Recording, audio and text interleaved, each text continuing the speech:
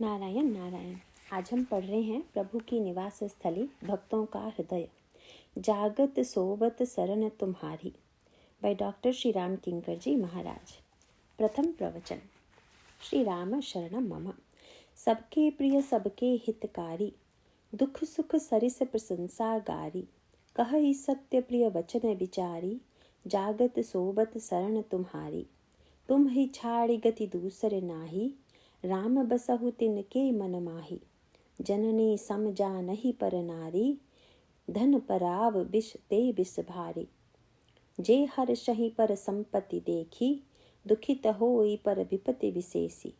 जिन्हि राम तुम प्राण पियारे, तिनके मन शुभ सदन तुम्हारे। स्वामी सखा पितु मातु गुर, जिनके सब तुम तात।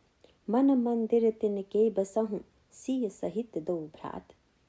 श्री रामभद्र की महती अनुकंपा से भगवान लक्ष्मी नारायण के इस पावन प्रांगण में तथा बिरला अकादमी ऑफ आर्ट एंड कल्चर के तत्वाधान में इस वर्ष पुनः प्रभु के चरित्र के संदर्भ में कुछ कहने का सुअवसर मिला है। अभी अभी श्री जाजू जी ने, जो कि कवि एवं लेखक हैं, मानस के संबंध में कुछ बातें कही हैं तथा मुझे यंत्र के स्थान पर घट की उपमा दे दी है, और मुझे इस उपाधि को स्वीकार करने में प्रसन्नता है, क्योंकि गोस्वामी जी ने भी यही कहा है कि प्रभु, मैं तो एक घट हूँ, पर ऐसा घट कि जिसे गढ़ने वाले भी आप हैं तथा भरने वाले भी आप हैं। कवितावली में वे कहते हैं, आपू हूँ आपू को नीके कई जानत, राव रो राम भरायो गढ़ायो। वस्तुतः घट और उसमें जो पदार्थ है, दोनों का निर्माण प्रभु के द्वारा हुआ है। इसके लिए मैं उनका बड़ा आभारी हूँ। इस आयोजन के मूल में जिनकी श्रद्धा भावना ही कारण है, उन बिरला दंपत्ति श्री बसंत कुमार जी बिरला तथा सौजन्यमयी सरला जी बिरला की श्रद्धा तथा भक्ति की भावना का मैं स्मरण करता हूँ। अब आइए भगवान श्री राम तथा महर्षि वाल्मीकि के संवाद में हम लोगों के लिए जो जीवनोपयोगी सूत्र दिए गए हैं, उन पर एक दृष्टि डालने की चेष्टा करें। प्रभु ने जब महर्षि वाल्मीकि से पूछा कि मैं कहाँ रहूं, तब एक और तो महर्षि ने उस तात्विक सत्य की ओर संकेत किया, जिसमें उन्होंने यही कहा कि इसका उत्तर प्राप्त करने से पहले आपको मेरे प्रश्न का उत्तर देना होगा कि आप कहाँ नहीं रहते। और जब आप बता देंगे कि मैं इस स्थान पर नहीं रहता, तो मैं कह दूंगा कि आप वहाँ रहिए। किंतु यह तो एक तात्विक सत्य है, और तत्व व्यक्ति को बदलता नहीं है। दृष्टांत के रूप में कहें तो जैसे प्रकाश है, उसका कार्य वस्तु को यथार्थ रूप में प्रकाशित कर देना है, वस्तु में परिवर्तन करना नहीं है। हमारे शास्त्रों की मान्यता है कि प्रकाश पुंज की भांति ईश्वर प्रत्येक व्यक्ति में विद्यमान है। उसका रूप प्रकाशक का है। रामायण में भी कहा गया है कि विषय करण सुर जीव समेता, सकल एक ते एक सचेता। सब कर परम प्रकाशक जोई, राम अनादि अवधपति सोई। ईश्वर परम प्रकाशक के रूप में प्रत्येक व्यक्ति के हृदय में विद्यमान है। जैसा अभी कहा गया कि प्रकाश आपको प्रेरणा नहीं देता, किसी कार्य के लिए आपको बाध्य नहीं करता। आप प्रकाश में बैठकर कौन सा ग्रंथ पढ़ रहे हैं, क्या लिख रहे हैं, प्रकाश में बैठकर अच्छी बात कह रहे हैं या बुरी बात कह रहे हैं, इससे प्रकाश को कुछ लेना देना नहीं है। इसीलिए अयोध्या कांड में यह बात कही गई कि यद्यपि सम नहीं राग न रोसु, गहई न पाप पुन गुण दोषु। वह सम है, न तो पाप को ग्रहण करता है और न पुण्य को। उसके मन में किसी के प्रति न राग है न रोष है। अगर ईश्वर का ऐसा वर्णन सुनकर उसका यह अर्थ ले लिया जाए जो बाली ने ले लिया, तब तो अवतारवाद का सिद्धांत व्यर्थ हो जाएगा। सुग्रीव भगवान राम की प्रेरणा से जाकर जब बाली को युद्ध की चुनौती देता है, तो उसे सुनकर बाली को बड़ा आश्चर्य हुआ कि सुग्रीव जैसा कायर व्यक्ति मुझे चुनौती दे। बाली इसे सहन नहीं कर पाता और लड़ने के लिए चल पड़ता है। उसे जाते देखकर पत्नी तारा उसके चरणों को पकड़ लेती है और कहती है कि सुग्रीव की इस गर्जना के पीछे किसका बल है, क्या आपको इसका भान नहीं हो रहा है? याद रखिए, सुनपति जिन्ह ही मिले सुग्रीवा, ते द्वौ बंधु तेज बल सीवा। कौशलेश सुत लक्ष्मण रामा, काल लहु जीति सकहि संग्रामा। जो काल विजेता वीर हैं, उनका बल पाकर सुग्रीव जैसा डरपोक व्यक्ति भी आज गर्जना कर रहा है। बाली हंसा और बोला कि तुम तो यह समझती हो कि राम केवल एक वीर व्यक्ति है, पर मैं जानता हूँ कि वे साक्षात ईश्वर हैं। तारा आश्चर्यचकित हो गई। आप तो मुझसे भी अधिक जानते हैं। मैं तो उन्हें बलवान व्यक्ति ही समझती थी, पर जब आप उन्हें ईश्वर कहते हैं तब तो आपको इस प्रकार का दुस्साहस करना ही नहीं चाहिए। और तब बाली ने हंसकर कहा कि वे ईश्वर हैं, इसीलिए तो निश्चिंत हूँ। बाली का वाक्य यही है कि कह बाली सुनु भीरु प्रिय, समदर्शी रघुनाथ। ईश्वर का लक्षण है कि वह सम है, अतः यह प्रश्न ही कहाँ आता है कि वह मेरा विरोध करेंगे और सुग्रीव का पक्ष लेंगे। यही है सिद्धांत का दुरुपयोग।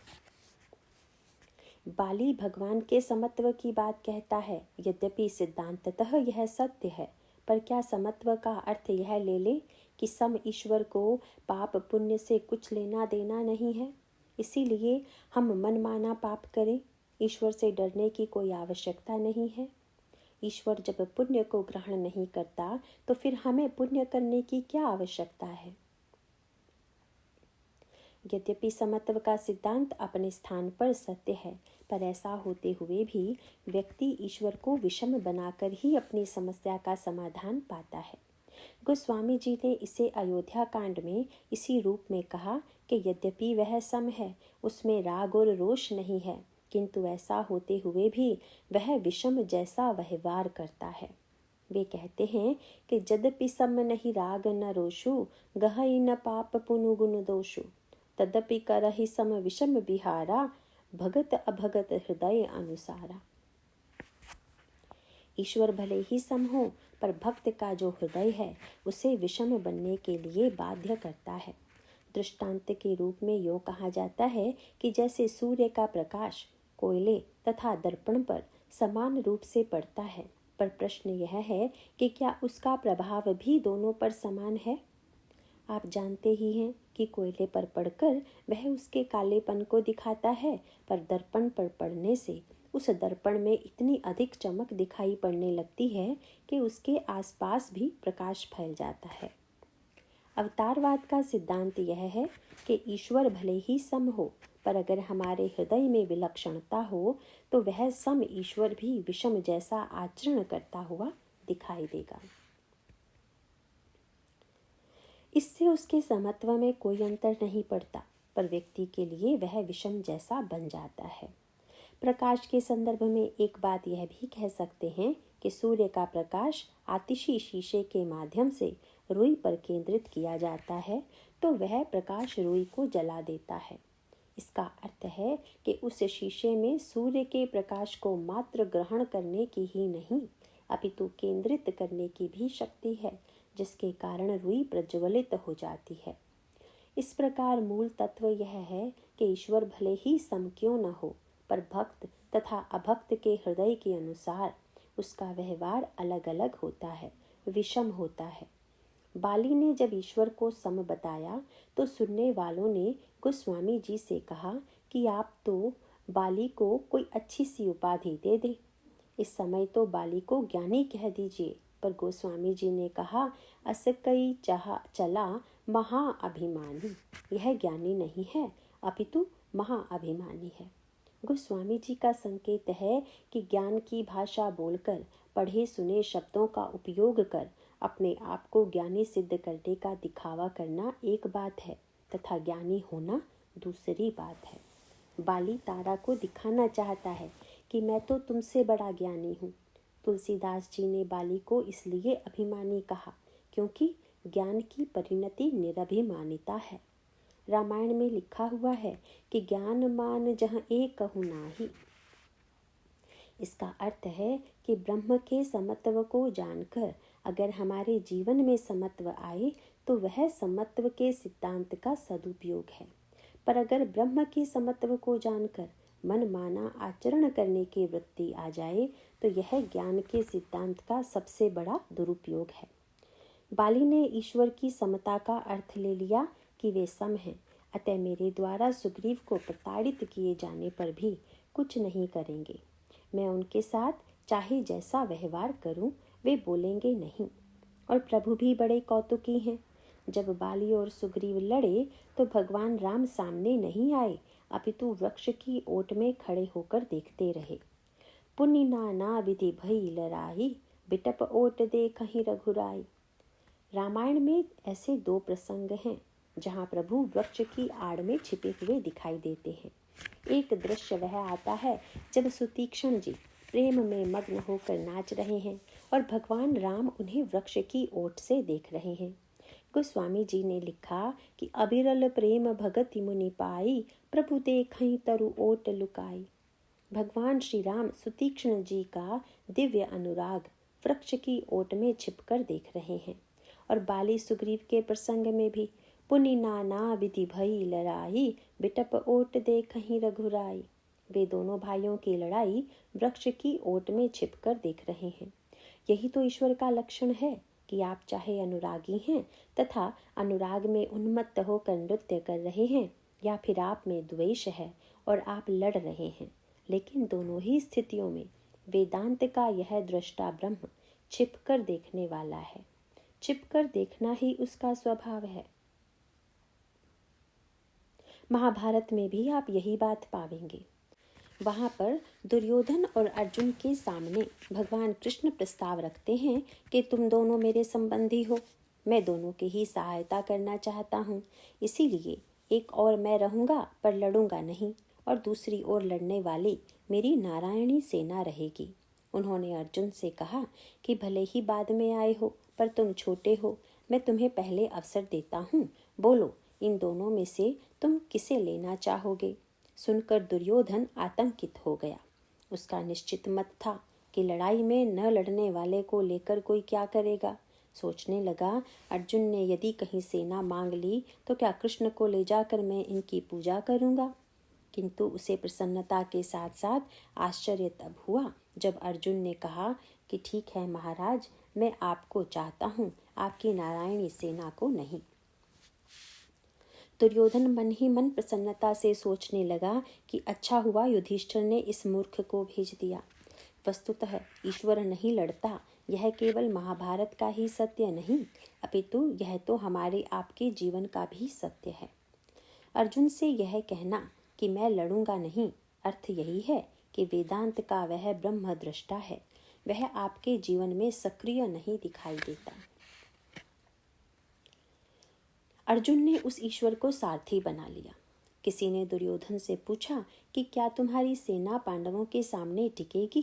दुर्योधन ने कहा कि हमारी सेना के सेनापति भीष्म पितामह हैं, जिनको इच्छा मृत्यु का वरदान प्राप्त है। इसका अर्थ है कि हमारा सेनापति तो मरेगा ही नहीं, इसीलिए हम नहीं जीतेंगे तो क्या पांडव जीतेंगे।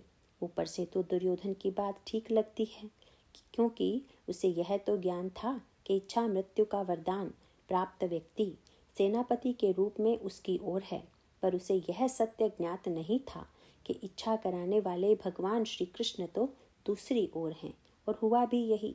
एक दिन उस ईश्वर ने भीष्म के मन में यह इच्छा उत्पन्न कर दी कि अब मेरी मृत्यु हो जाए।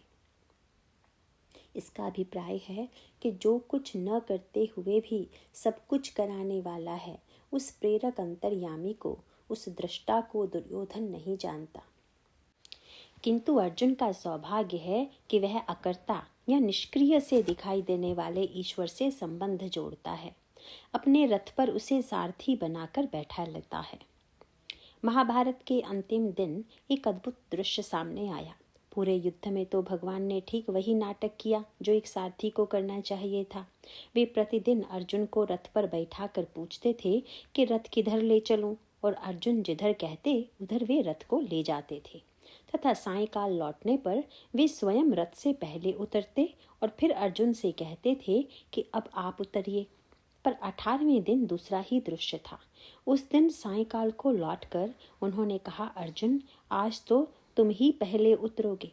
अर्जुन तो भक्त थे, उन्होंने कहा, जैसी आप आज्ञा दें। वे नीचे आए। फिर 2 अनोखे दृश्य और सामने आए। अर्जुन के रथ की ध्वजा पर भगवान के भक्त श्री हनुमान जी विराजमान थे। वे अचानक अंतर्ध्यान हो गए और उसके पश्चात जो ही भगवान रथ से उतरे, रथ जलकर भस्म हो गया। अर्जुन ने चकित होकर पूछा, महाराज यह क्या हुआ? भगवान ने हंसकर कहा, अर्जुन, बाण केवल तुम्हारे पास ही तो नहीं थे, तुम्हारे विरुद्ध लड़ने वाले योद्धाओं के पास क्या चमत्कारी बाण नहीं थे? वस्तुतः सत्य तो यह है कि यह रथ न जाने कब का भस्म हो गया होता, पर मैंने इसे युद्ध पूरा होने तक बचाए रखा और आज कार्य पूर्ण होने पर यह भस्म हो गया। भगवान ने जो कहा वही हमारे जीवन का भी सत्य है। लगता तो यही है कि ईश्वर कुछ नहीं करता, पर मानो ईश्वर यह कहता है कि तुम यह न समझ लो कि तुम सब कुछ करने वाले विजेता हो। यही सत्य भी है। वस्तुतः हमारा शरीर ही रथ है। जिस दिन ईश्वर हमारे इस शरीर रूपी रथ से उतर जाएगा, उस दिन भस्मसात होने के सिवाय इसकी और क्या परिणति होगी। उसके पश्चात शरीर तो जलता ही है। वस्तुतः ईश्वर न करते हुए भी सब कुछ करता है। वह प्रेरक है और भक्ति की भावना से भक्त के वशीभूत होकर निरंतर उसकी रक्षा में सन्नद्ध रहता है। भक्ति सिद्धांत का यही उद्देश्य है कि हमें उस सम ईश्वर को विषम बनाना है, निष्पक्ष ईश्वर को पक्षपाती बनाना है। और अगर ईश्वर ऐसा करता हुआ दिखाई भी देता है, तदपि करहि सम विषम विहारा, भगत अभगत हृदय अनुसारा। बाली सुग्रीव के प्रसंग में भगवान राम ने सुग्रीव से कहा कि गर्जना करके बाली को लड़ने के लिए बुलाओ। सुग्रीव ने पूछा, महाराज बाली को मारेगा कौन? प्रभु ने कहा, मैंने कहा था ना कि मैं मारूंगा। अच्छा महाराज बताइए, तो फिर लड़ेगा कौन? भगवान ने कहा कि लड़ोगे तुम ही, पर मारूंगा मैं। लगता है बड़ा अनोखा सिद्धांत है यह, पर इसके पीछे संकेत यह है कि कर्म तो मनुष्य को ही करना पड़ेगा, पर उसका फल देना भगवान के हाथ में है। और फिर दोनों का युद्ध हुआ। युद्ध के पूर्व अभिमानी बाली ने कहा था कि ईश्वर सम है। सचमुच ईश्वर वृक्ष की आड़ से ही देखता रहा, उसने कुछ नहीं किया। युद्ध में बाली ने प्रहार किया और सुग्रीव पिट गए। आप सोचिए कि 2 व्यक्ति लड़ रहे हों, जिनमें एक बलवान हो तथा दूसरा निर्बल हो और तीसरा व्यक्ति मात्र दर्शक हो, सम हो, तो इस समत्व का लाभ बलवान को ही तो मिलेगा। यही हुआ। बाली ने सुग्रीव को ऐसा मुक्का लगाया कि तब सुग्रीव विकल होई भागा, मुष्टि प्रहार वज्र सम लागा। सुग्रीव व्याकुल होकर लौट आए और प्रभु को उलाहना देने लगे कि आपने तो कहा था कि मैं एक ही बाण से बाली का वध कर दूंगा, पर वह मुझे पीटता रहा और आप देखते रहे। इस पर प्रभु ने जो वाक्य कहा वह बड़ा व्यंग्यात्मक वाक्य था। भगवान ने कहा, एक रूप तुम भ्राता दो, तेहि भ्रम ते नहीं मारे सो। मैं पहचान ही नहीं पाया कि कौन बाली है और कौन सुग्रीव है। यह मानो दोनों के प्रति ही व्यंग था, क्योंकि कुछ देर पूर्व सुग्रीव ने भी समत्व की बात कही थी। भगवान ने जब कहा कि मैं बाली का वध करूंगा, तो सुग्रीव ने कहा कि महाराज, मेरे जीवन से तो शत्रु मित्र की भावना मिट गई है। शत्रु मित्र सुख दुख जग माही, माया कृत परमारथ नाही। शत्रु मित्र तो माया का खेल है, परमार्थ का सत्य नहीं है। भगवान का व्यंग था कि मैंने तो देखा कि 2 ज्ञानी लड़ रहे हैं, एक को शत्रु मित्र का भेद नहीं है और दूसरे के अनुसार ईश्वर सम है। इसीलिए मैंने विचार किया कि अब जरा मैं भी सम रह कर देख लूं। सुग्रीव ने तुरंत वाक्य वापस ले लिया और कहा, महाराज मैंने जो कहा था उसके लिए क्षमा याचना करता हूँ। मैं जो कहा रघुवीर कृपाला, बंधु न होई मोर यह काला। शत्रु मित्र में अभेद वाली मेरी बात गलत थी। बाली तो मेरा प्रबल शत्रु है, आप उससे मेरी रक्षा कीजिए, क्योंकि अब वह शत्रु ही नहीं मृत्यु स्वरूप बन गया है। यहाँ पर प्रभु का सूत्र बड़ा सुंदर है।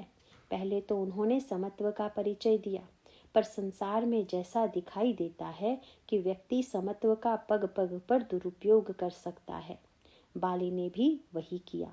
और भगवान मानो बाली को संकेत देते हैं कि तुम मुझे सम मान कर चले तो मैंने समत्व का परिचय दिया, किंतु तुमने समत्व का दुरुपयोग किया।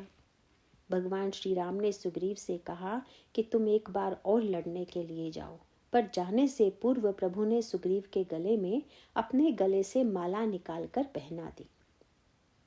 मेली कंठ सुमन कई माला। इस सुमन की माला में बड़ा सुंदर संकेत है। सुमन पुष्प को भी कहते हैं और सुंदर मन को भी। भगवान गले में जो माला धारण करते हैं वह उनके हृदय पर भी शोभा पाती है, स्थान पाती है। ब्रह्म का वर्णन करते समय यह कहा गया है कि सारा ब्रह्मांड उसके उदर में है। इसका तात्विक अभिप्राय यह है कि शयन करते हुए भगवान के उदर स्थित नाभि से एक कमल निकलता है। उस कमल से ब्रह्मा निकलते हैं तथा ब्रह्मा के द्वारा सृष्टि बनती है। परंतु प्रश्न आया कि ब्रह्मा सृष्टि का निर्माण किस आधार पर करते हैं। तो कहा गया कि वस्तुतः ईश्वर के उदर में सारा ब्रह्मांड है तथा पूर्व संस्कार लेकर संपूर्ण सृष्टि वहां समाई हुई है।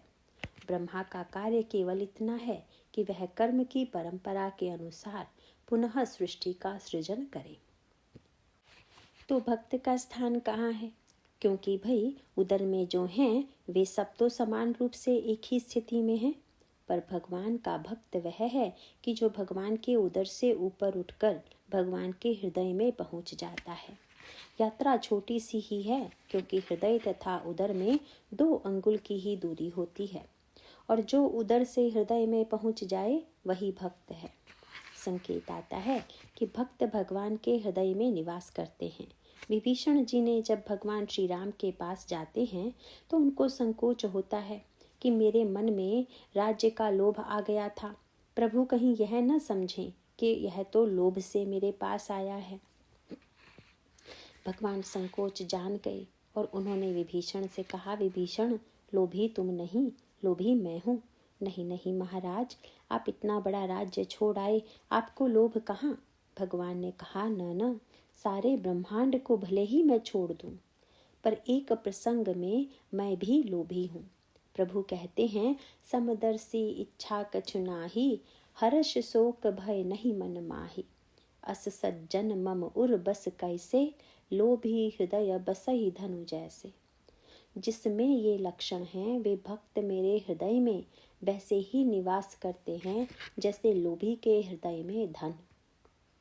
बड़ी सीधी सी बात है कि उदर में रहने वाला जीव कर्म परंपरा से बंधा हुआ है, पर हृदय में पहुंचने वाले भक्त ने प्रभु को ही बांध लिया है और वह धन्य हो गया।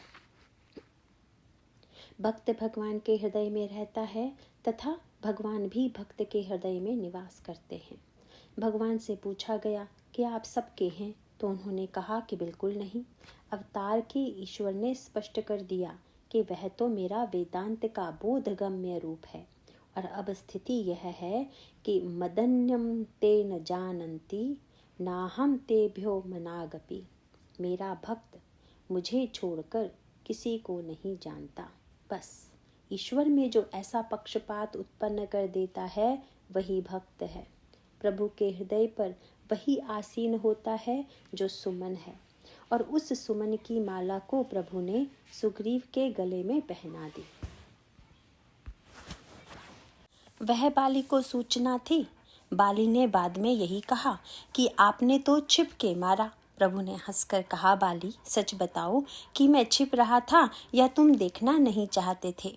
भगवान का अभिप्राय था कि अगर कोई संकेत मिलने के बाद भी न देखने का निर्णय कर ले, जानबूझकर अपनी आंख मूंद ले, तो फिर क्या किया जा सकता है? इसे जीवन में भी देखा जा सकता है। एक महत्वपूर्ण प्रश्न यह किया जा सकता है कि सूर्य बड़ा है कि आंखें बड़ी हैं? तो भाई निश्चित रूप से कहा जा सकता है कि सूर्य के सामने आंखें बहुत छोटी हैं, पर जरा इसके व्यवहारिक पक्ष को देखिए कि कितना अंतर है। सूर्य अगर चाहे कि मैं किसी व्यक्ति विशेष को प्रकाश से वंचित कर दूं, तो नहीं कर सकता। सूर्य सबको प्रकाश देने के लिए बाध्य है, पर आप चाहें तो आंखें मूंद लीजिए और सूर्य आपको नहीं दिखाई पड़ेगा। इस पक्ष से आपकी आंखों में जितनी क्षमता है, सूर्य में नहीं। प्रभु का व्यंग्य था कि बाली, जब तुम मुझे देखना ही नहीं चाहते तो मैं क्या करता? यह तो बड़ी ही सरल बात है कि जब सुग्रीव पिट कर गया तो क्या बाली नहीं देख रहा था कि वह कहाँ गया, और जब भगवान ने सुग्रीव के गले में माला पहनाई तो क्या वह नहीं देख रहा था। वह सब देख रहा था, पर इसके बाद भी अपने आप को भुलावा दे रहा था कि वे सामने कहाँ हैं। सुकंठ के गले में सुमन की माला भगवान ने डाल दी। वह माला जो अब तक प्रभु के हृदय पर सुशोभित थी, अब सुग्रीव के हृदय पर शोभा पा रही थी। इस प्रकार प्रभु फिर लड़ने के लिए भेजते हैं, फिर दोनों में युद्ध होता है। तब गोस्वामी जी ने कहा कि यद्यपि थोड़ी देर तक तो भगवान राम फिर देखते रहे, पर अंत में बाली का वध कर दिया। बहु छल बल सुग्रीव कर हिय हार भय मानि, मारा बाली राम तब हृदय माझ सरतानि। प्रारंभ में तो सुग्रीव ने बल का भी प्रयोग किया तथा उसने हार मान ली। सुग्रीव अत्यंत दुर्बल व्यक्ति है। इसके ठीक विपरीत जटायु के समान साहसी व्यक्ति मिलना कठिन है, किंतु कोई बात नहीं, जटायु न बन सके तो सुग्रीव ही बन जाइए। श्री सीता जी का हरण देखते हुए भी सुग्रीव यह साहस नहीं जुटा पाया कि रावण को चुनौती दे सके। उन्होंने भगवान राम को बता दिया कि मैं तो श्री सीता जी को आकाश मार्ग से जाते हुए देख रहा था। गगन पंथ देखी मैं जाता, पर बस परी बहुत बिल पाता। राम राम हा राम पुकारी, हम ही देखी दीन हूँ पट्टारी। उन देवी ने मेरी ओर देखकर नीचे वस्त्र डाल दिया और सुग्रीव वस्त्र आदि लाकर भगवान को सौंप देते हैं। मानो उसने स्वीकार कर लिया कि इस प्रकार का दृश्य आने पर भी मैं युद्ध करने का साहस एकत्र नहीं कर सका।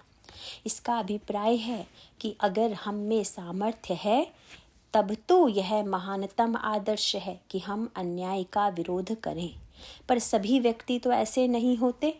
पर जटायु ऐसे ही वीर थे। लंका कांड में प्रसंग आता है कि जब रावण वध में विलंब होने लगा तो देवताओं ने भगवान राम से कहा, महाराज अब रावण को मारने में विलंब मत कीजिए, क्योंकि अब जनी राम खिलावहु एहि, अतिशय दुखित होति वैदेही।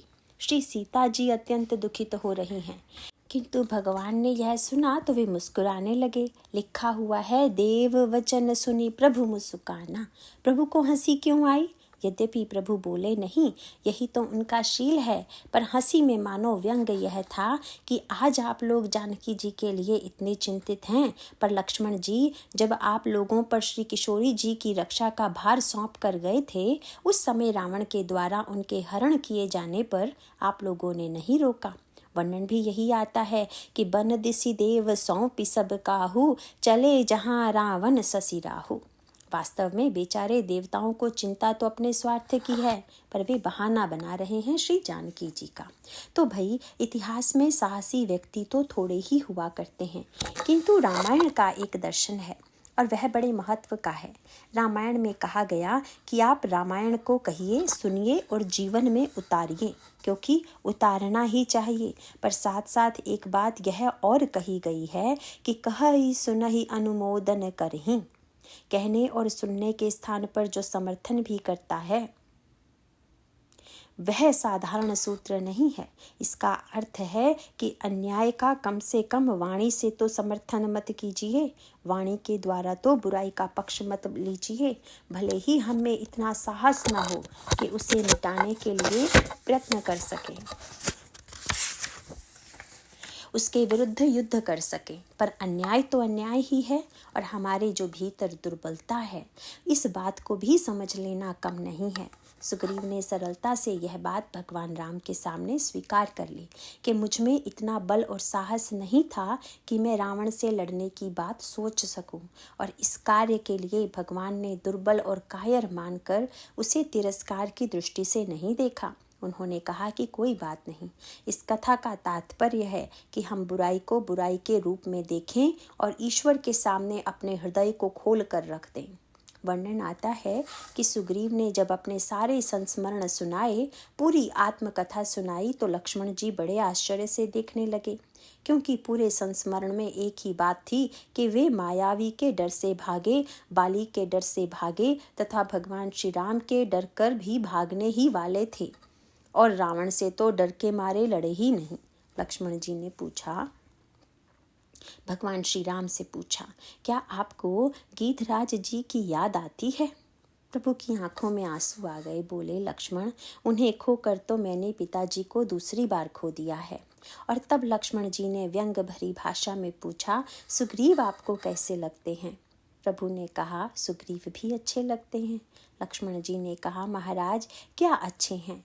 कहाँ गीधराज जैसा वीर व्यक्ति और कहाँ सुग्रीव जैसा भागने की वृत्ति वाला कायर व्यक्ति। आप इनको भी अच्छा बताए दे रहे हैं। प्रभु ने कहा, देखो तो इसका हृदय कितना सरल है। इस बेचारे ने कोई मिथ्याचार नहीं किया। कितने स्पष्ट रूप से अपनी असमर्थता को स्वीकार कर लिया कि रावण से लड़ने का साहस मुझ में नहीं है।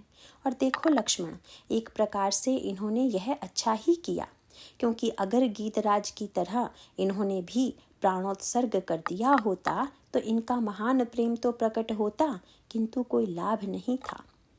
पर लगता है कि इनका चिंतन कितना श्रेष्ठ है। इन्होंने सोचा होगा कि हम अकेले रावण को भले ही न हरा सकें, पर श्री सीता जी जिनकी प्रिया हैं, उन्हें श्री सीता जी के चिन्ह इत्यादि देकर उनके साथ जाकर रावण को परास्त कर देंगे। इसीलिए वे भी तो बड़े अच्छे राजनीतिज्ञ हैं, प्रशंसा के पात्र हैं। लक्ष्मण जी ने कहा, प्रभु, इस तरह गुणान्वेषण कर पाना तो आपके सिवाय किसी अन्य के लिए संभव नहीं है। गोस्वामी जी ने लिखा कि जब बाली ने मुष्टि प्रहार किया तो वे फिर भागे। तब सुग्रीव विकल होई भागा, मुष्टि प्रहार वज्र सम लागा। लक्ष्मण जी को हंसी आ गई। चाहे कुछ भी कह लीजिए, मित्र बना लिया, अभय कर दिया, पर फिर भी वही भागने की वृत्ति। भगवान ने कहा, नहीं लक्ष्मण, तुमने अंतर नहीं देखा। पहली बार जब मायावी के डर से भागा तो घर में छिपा था। दूसरी बार बाली के भय से भागा तो ऋष्यमुख पर्वत पर छिपा। और तीसरी बार भागा तो मेरी शरण में आ गया। तो क्या यह भागना उपयोगी नहीं है? यह क्यों नहीं देखते कि भागकर भी मेरे पास आ गया। मानो भगवान ने निर्भयता का नहीं, भय का उपयोग किया। सुग्रीव जब लड़ने लगे तो यह देखकर प्रसन्न नहीं हो गए कि वाह, वह बाली से लड़ रहा है। गोस्वामी जी ने शब्द लिखा कि जब तक छल बल से लड़ रहे थे तब तक तो वे आनंद ले रहे थे, पर अगला शब्द लिखा कि बहु छल बल सुग्रीव करी ही हार भय मान। जब हृदय में भय आ गया तब मारा बाली राम, तब हृदय माझ सरतान। भगवान का बाण चलता है और वह बाणी के हृदय में जाकर लगता है। मानो सुग्रीव के हृदय की भक्ति, हृदय की व्याकुलता ही भगवान को प्रेरित करती है कि वे बाली का वध कर सुग्रीव को संकट से मुक्त करें। वाल्मीकि और भगवान राम के संवाद में तत्व यही है। यद्यपि महर्षि ने प्रारंभ में यह कहा कि आप सर्वव्यापी हैं, पर वाल्मीकि जानते हैं कि सर्वव्यापी कह देने के समस्या का समाधान नहीं होगा। और तब उन्होंने भक्तों के हृदय के रूप में 14 स्थान बताए। इसका अर्थ है कि हम किस प्रकार ऐसे हृदय का निर्माण करें कि जिससे ईश्वर हमारा सहयोगी बने, हमारे दुखों से दुखी हो जाए तथा हमारी समस्या का समाधान करे। 14 स्थान का संकेत है। इनमें से आप उस स्थान को चुन लीजिए जो आपको सरल लगे, प्रिय लगे तथा ऐसा लगे कि इस प्रकार की साधना करना हमारे लिए संभव है। महर्षि यह भी तो कह सकते थे कि आप भक्तों के हृदय में रहिए, पर ऐसा न कहकर 14 प्रकार के भक्तों का वर्णन किया। इसके द्वारा मानो हमें चुनाव करने में सरलता हो गई। यद्यपि बाली ने भी बाद में भगवान को पाया, पर जब उसने समत्व के सिद्धांत की चर्चा की तो डांट पड़ गई, और धर्म की दुहाई देने लगा तो और भी कड़ी फटकार पड़ी। लेकिन जब उसने भक्ति सिद्धांत का आश्रय दिया तो भगवान पिघल गए। वार्तालाप के प्रारंभ में उसने पूछ दिया, मैं बैरी सुग्रीव पियारा। भगवान ने कहा, मैं सम हूँ, पर मेरे इस गुण से तुम में कितना समत्व आया। तुम ज्ञानी नहीं, महाअभिमानी हो। मूढ़ तो ही अतिशय अभिमाना, नारी सिखावन कर सिन काना। तुम तो बड़े ज्ञानी बन गए और पत्नी को अज्ञानी समझने लगे। और तुमने यह भी देखा कि मैंने सुग्रीव के सिर पर हाथ रखा, लेकिन फिर भी तू उसे मारना चाहता था। मम भुज बल आश्रित तहि जाने, मारा चहसी अधम अभिमानी। इसीलिए तू तो अधम है, अभिमानी है। प्रारंभ में बाली ने यही कहा था कि धर्म तथा वेदांत की दृष्टि से आपका कार्य ठीक नहीं है, क्योंकि आपको तो सम होना चाहिए था, पर आपका व्यवहार विषम है, और धर्म की दृष्टि से भी आपका कार्य ठीक नहीं है। धर्म हेतु अवतर हु गुसाई, मारे हूँ मोही व्याध की नाई।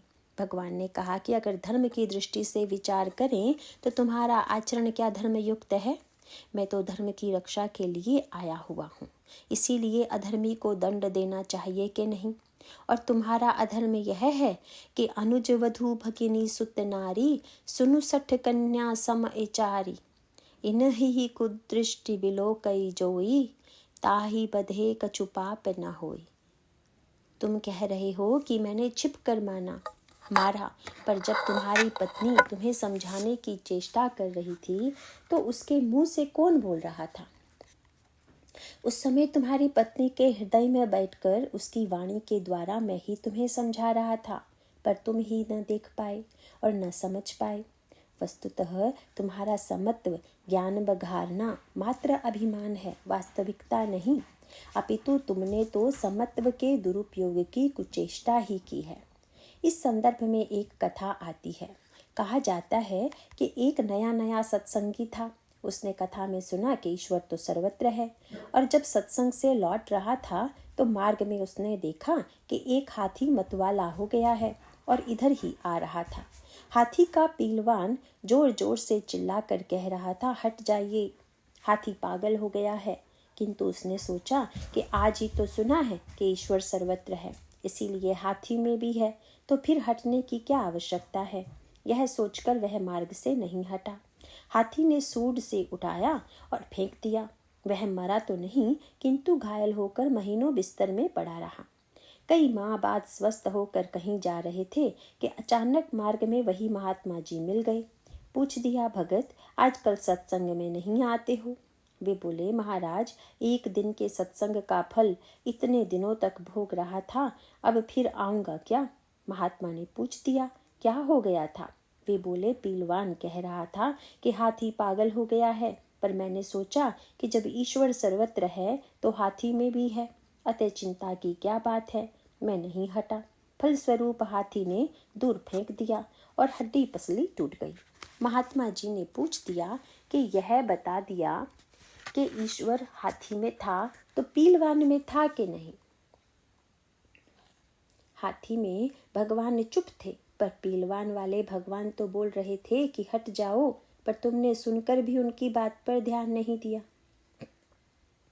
भगवान ने बाली से कहा कि सत्य तो यह है कि तू देखना चाहता ही नहीं था। ज्ञानी बनता है पर है अभिमानी, और धर्म के विरुद्ध तेरा आचरण है। अंत में बाली को वही दुहाई देनी पड़ी। उसने कहा, सुनहु राम स्वामी सन, चलन चातुरी मोरी, प्रभु अजहूं मैं पापी, अंत काल गति तोरी। प्रभु, क्या अब भी आपकी मेरी और वही दृष्टि है?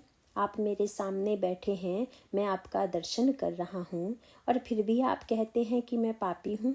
सुनकर भगवान एकाएक बदल गए और तुरंत सुनत राम अति कोमल बानी, बाली शीस पर स्यो निज पानी।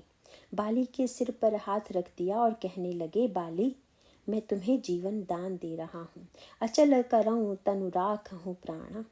मानो ईश्वर जहाँ प्रीति देखता है, भक्ति देखता है, वहाँ द्रवित हो जाता है। वस्तुतः इन 14 स्थानों का अर्थ है ईश्वर को द्रवित करने के उपाय। नारायण नारायण।